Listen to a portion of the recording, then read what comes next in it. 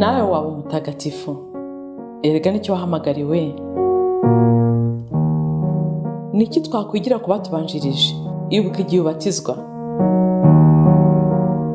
Kuva ubu no mu bugingo bw'iteka ubaye urugingo rwa Kristo, we musaserdoti, umuhanuzi n'umwami.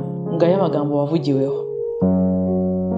Muri batisimu wagizwe ikiremwa gishya, wambikwa Kristo. Ese itara ryawe riracyaka? Ese umwambaro wawe urakererana? Humura, garukira Imana. Abatagatifu n'abanyabyaha bababariwe. Akira Kristo. Ikiganiro ibirari by'ubutagatifu mukigezwa na Beata Mukarusanga, umukristo wubase urugo.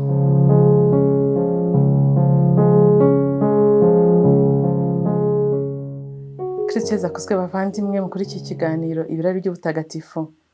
Ikaze nanone mu gusubiza bamwe mu bansabye kubaganiriza ku mutagatifu bizihiza, mutagatifu w'abazina babo. Ndashaka gusubiza uwitwa Alice wizihiza umunsi wo ku itariki 16 z'ukwa 12. Mu gushakisha ubuzima bwa mutagatifu Alice nabonye abandi ba Alice batandukanye. Uwa mbere nabonye ni Alice wa Schilbrick, wavutse mu 1225 kugeza mu 1250, akaba yizihizwa ku itariki 11 z'ukwa 6 buri mwaka. Ni umumonakikazi wabayeho mu buzima ndengakamere mystique, atwaruka kenshi buroho, abona agira amabonekerwa atandukanye, akwarishwe n'ibibembe muri aho ngaho yari muri monasteri aho yarari mu kazi bari baramwubakiye, donc bari baramugeneye mu busitani bw'iyo monasteri. Undi mutagatifu Alice nabonye ni Alice Kotowska wo muri Polonye, wapfuye mu 1939 muri cya gihe abanazi bakoraga jenoside y'abayahudi. Ngira ngo hari n'abandi bakristo benshi bapfuye muri icyo gihe. We yizihizwa ku itariki 11 z'ukwa 11 buri mwaka. Mutagatifu Alice rero tujye kuganiraho, cyangwa se Adelaide, naryo ni rindi zina rye. Yavutse muri 931, yitaba Imana muri 999. Yavukiye mu Butaliyani, avuka ku mwami, ni umwana w'umwami Rodolphe wa kabiri, Bourgogne mu Butaliyani. Mama witwaga Beretta. Ku myaka 6 papa we yitabye Imana, bityo ababaye imfubyi. Ariko ku myaka 16 yahise ashyingirwa nawe n'umwami w'Ubutaliyani, se w'umugore w'umwami w'Ubutaliyani witwaga Lothaire. Uwaroze umugabo we bamaranye gusa imyaka 11, ni ukuva ku myaka 27. Uwo mugabo yaroze umugabo we yashatse kumushyingira umwana w'umuhungu, ariko umwamikazi arabyanga. Ubundi bivuga ko ari umukobwa mwiza cyane pe. Hanyuma rero arafungwa nko guhanirwa ko yanze kumvira iryo tegeko bari bamuhaye ryo kuba umugore w'uwo mwicanyi w'umugabo we.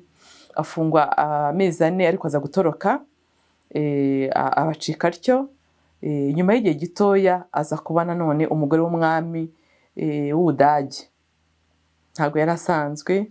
Hanyuma nyuma y'igihe gito nabwo ntabwo bavuga imyaka ngira ngo bamaranye, nabwo yaje kongera gupfakara.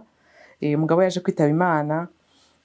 Hanyuma rero asigara ari we navuga muyobozi w'ubwo bwami, yari empire, bwari ubwami bunini. Ariko batangazwa n'uko kuntu yari afite ubushobozi budasanzwe bwo kuyobora.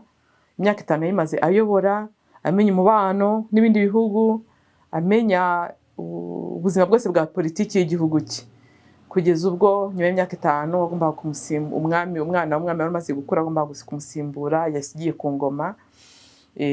Hanyuma kuva icyo gihe rero asa nk'ugiye ku ruhande gato, atangiye no kwiha agaciro cyane no guha umwanya munini ibya kiliziya. Bityo uko iminsi igenda yigirayo, agenda arushaho kwitabira ibikorwa by'urukundo, asura abarwayi, abitaho, ndetse yaje no gushinga monasteri ye, ikigo cy'abamonaki n'abamonakikazi.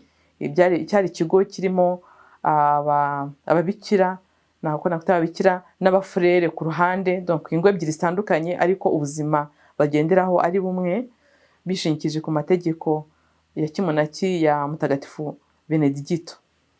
Yaje rero iyo nzu yayishinze ahitwa Iseltsi, ari naho yaje kujya kwibera mu myaka 2 ye ya nyuma, akaba ariho yitaba Imana ari.